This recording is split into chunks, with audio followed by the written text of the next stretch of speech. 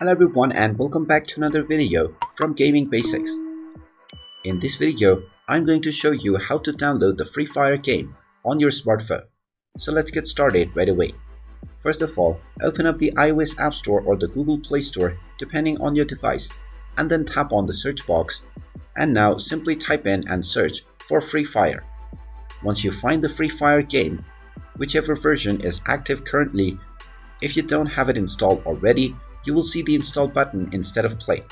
So tap on the install button, and this might take a while depending on your internet connection. So wait until the installation is completed and you'll see the play button.